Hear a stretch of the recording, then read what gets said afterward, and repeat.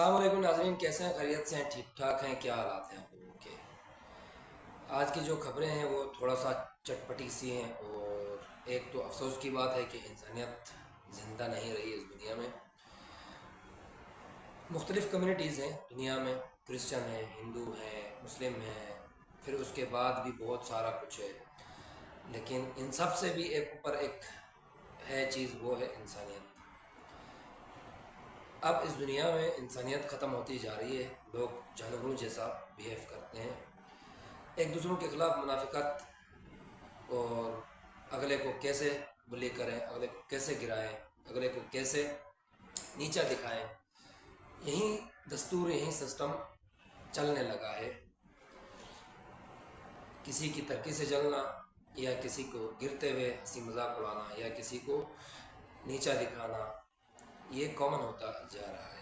तो इन सब चीज़ों का मतलब है कि इंसानियत ख़त्म हो रही है। व्लॉग शुरू करते हैं। व्लॉग शुरू करने से पहले मेरी आपसे रिक्वेस्ट है, चैनल को सब्सक्राइब करना, वीडियोस को लाइक शेयर ज़रूर करना, बेल आइकॉन क्लिक कर दीजिएगा ताकि आपको नोटिफिकेशन मिलता रहेगा और आपके पास ताज़ा तरीन अपडेट आती रहेंगी। और स्पेशली जो इस तरह की चीज़ें होती हैं जो हम सबको पता होना चाहिए, वो आप तक पहुँचेंगी। अमेरिका ने ईरान के सामने घुटने टेक दिए हैं, ये एक मुहावरा है, लेकिन वैसा नहीं होगा, बताते हैं आगे चल के। पाकिस्तान ईरान से तेल क्यों नहीं खरीद रहा, हालांकि सस्ते में बेचता है? उसकी भी वजूहत हैं, वो भी हम आपको बता देंगे। इमरान खान जेल में क्यों है, होने की वजह क्या है जेल में, वो भी बता देते हैं। इसके साथ साथ भारत है, एशिया का सबसे तकरीबन बड़ा मुल्क है, और भारत और डेमोक्रेसी, इसके बारे में हम आपको बता देंगे। भारत के अंदर जो मामला होते हैं वो डेमोक्रेसी नहीं, कुछ और है, वो भी बता देते हैं आप लोग। इसके साथ साथ पाकिस्तान में एक कानून पास हो गया है, उसके बारे में भी हम आपको डिटेल से बता देंगे। सबसे पहले तो जो पाकिस्तान, भारत या इंडिया और डेमोक्रेसी है, उसके बारे में हम आपको बता देंगे कि असल हुआ क्या है। मैं जो इंसानियत की बात कर रहा हूँ, मैं जो एक हैवानियत लोगों में आई है, जो एक सेंसलेस करेक्टर से जो डेवलप हो रहे हैं इंसानों में, उनके बारे में बताना चाहता हूँ। और वो जो सेंसलेस करेक्टर्स हैं या सेंसलेस ह्यूमैनिटी है, वो साबित करती है कि इंसान के अंदर इंसानियत बाकी नहीं रह गई। ये इंडिया की एक कहानी है। 20 जनवरी 2026 को एक शख्स था, उसकी बहन फौत हो गई थी। उसकी बैंक अकाउंट में 19,300 रुपये थे। वो शख्स उसके बाद बैंक के चक्कर काटता रहा। बैंक वाले एक ही बात करते हैं, अपनी बहन का कोई सबूत ले आओ, या ये अकाउंट आपकी बहन का है, उसका कोई सबूत ले आओ तो हम आपको पैसे दे देंगे। अब जाहिर बात है, बहन का इंतकाल हुआ है तो वो सबूत कहाँ से ले आएगा? बहन का कार्ड ले जाएगा, जाहिर बात है जिंदा तो है नहीं, उसको फिजिकली वो लेके जाए वहाँ बैंक। अब दूसरी बात यह है कि 19,300 कोई ज़्यादा बड़ा अमाउंट नहीं है, नॉर्मल सा अमाउंट है। कोई गरीब बंदा होगा या कोई मजबूर होगा जो 19,300 के लिए बार बार बैंक के चक्कर काट रहे, कभी कुछ कभी कुछ कभी कुछ। वो बैंक के जो ऑफिसर हैं वो मुतवातिर कंटिन्यूसली उनकी बहन की शनाख्त या उनकी बहन का एविडेंस मांग रहे हैं। एक दिन वो तंग आ गया, तंग आके उन्होंने अपनी बहन की कब्र खोदी और मैयत को कंधे पे उठा के बैंक की टेबल पे लेटा दिया। अब जब बैंक की टेबल पे लेटा दिया, जो रास्ते से क्रॉस होकर गया, लोगों ने देखा, परेशान हो गए और वीडियोस बन गए उस पर। इसके साथ साथ जब बैंक पहुंचा, बैंक की टेबल पे मैयत लटाई और उनको कहा, ये लो मेरी बहन, मैं लेके आया हूँ, आपके सामने है, अब इनके जो अकाउंट में पैसे हैं वो मुझे दे दें। उसके बाद पुलिस को बुलाया गया। पुलिस को बुलाने के बाद पुलिस ने बंदे को अरेस्ट किया। अरेस्ट करने के बाद जब इन्वेस्टिगेट हुआ तो पता चला कि पिछले 3-4 महीने से ये बैंक के चक्कर काट रहा है, और वो 19,300 रुपये जो है वो इसको नहीं दिया जा रहा है, वो फिजिकल एविडेंस मांग रहा है बैंक। अब एक तो डेथ हुई है, फिजिकल एविडेंस वो नहीं दे सकता, शनाख्ती कार्ड या आधार कार्ड या जो भी सिस्टम इंडिया में चलता है वो दे सकता है। अब वो अगर कोई चीज़ उनमें से भी मिसिंग है तो वो पूरा करने के लिए फिर दूसरी ऑफिस की चक्कर काटने पड़ेंगे।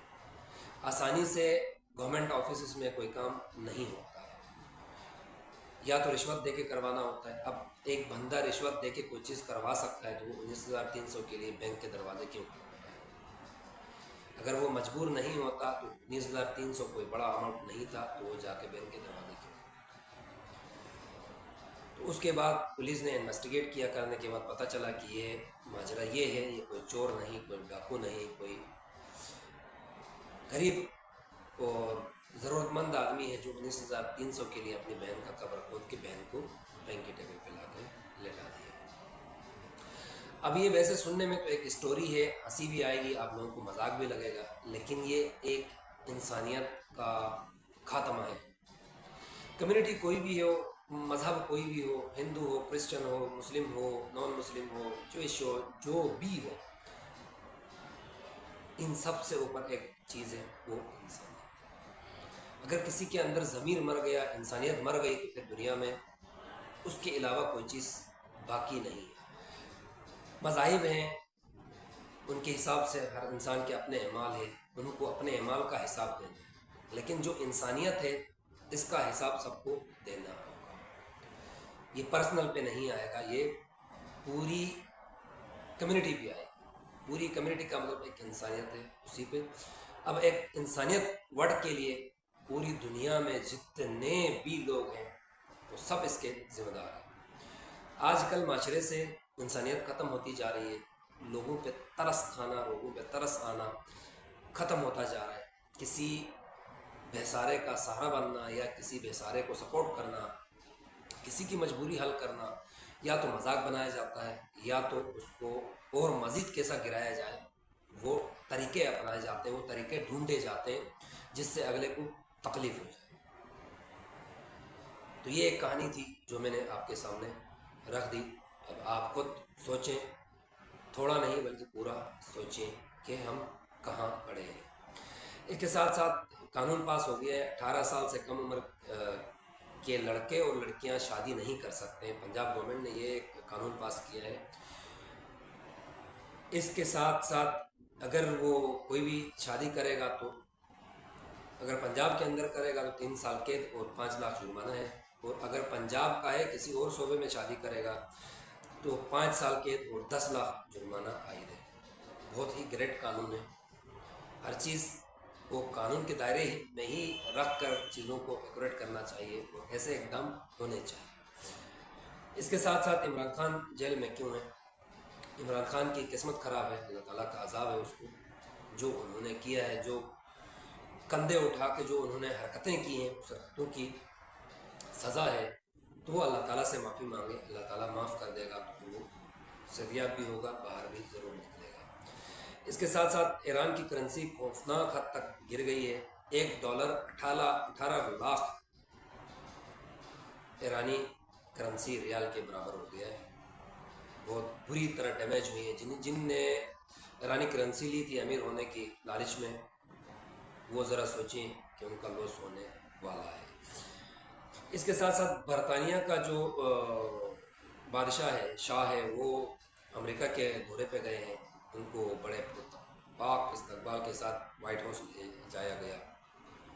आप लोगों को याद होगा कुछ अर्सा पहले ट्रम्प ने एक बयान दिया था जंग के दौरान या उससे पहले कि अगर अमेरिका नहीं होता तो यूरोप में जर्मन ज़बान बोली जाती है, सारे जर्मन होते हैं। तो उसका जवाब उन्होंने आज ट्रम्प के साथ खड़ा होकर दिया है कि अगर बरतानिया नहीं होता तो अमेरिका में सारे फ्रेंच ज़बान बोली जाती।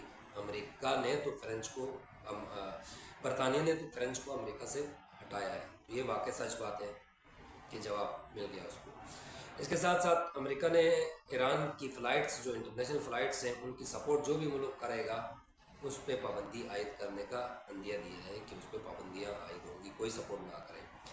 इसके साथ साथ उन्होंने नाकाबंदी को तवील करने का भी धमकी दी है ईरान को। इसके साथ साथ लिबनान में तकरीबन 400 किलोग्राम वज़नी बम गिराया गया है।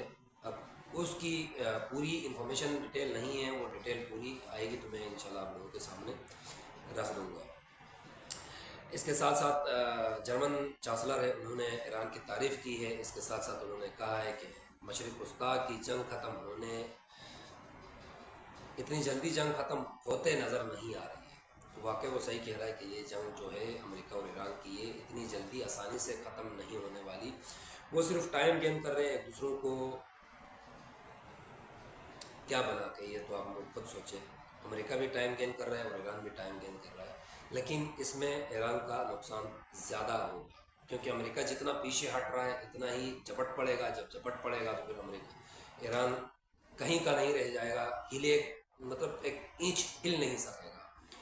तो आज अमेरिका खामोश नॉर्मल बयान दे रहा है और ईरान बली कर रहा है जैसे ट्रम्प कर रहा था। तो वो जब झपटेगा पीछे हट के तो वो एक खतरनाक धाड़ होगी जिसमें ईरान का बहुत ज़्यादा नुकसान होने वाला है। यहाँ तक थी अपडेट्स। इंसानियत को याद रखिएगा और मैं अपनी दुआ में याद रखिएगा। वीडियोस को लाइक शेयर ज़रूर करना और चैनल को सब्सक्राइब ज़रूर करना। आप लोगों की सपोर्ट की ज़रूरत है मुझे हमारे चैनल को, ताकि आप लोगों के पास ऑथेंटिक न्यूज़ और ऑथेंटिक ऐसी अपडेट्स आप लोगों के सामने आती रहेंगी। मुझे इजाज़त दीजिएगा, मिलते हैं नेक्स्ट व्लॉग पे। तब तक के लिए अपना बहुत सारा ख्याल रखिएगा और हमें दुआ में याद रखिएगा। पाकिस्तान जिंदाबाद।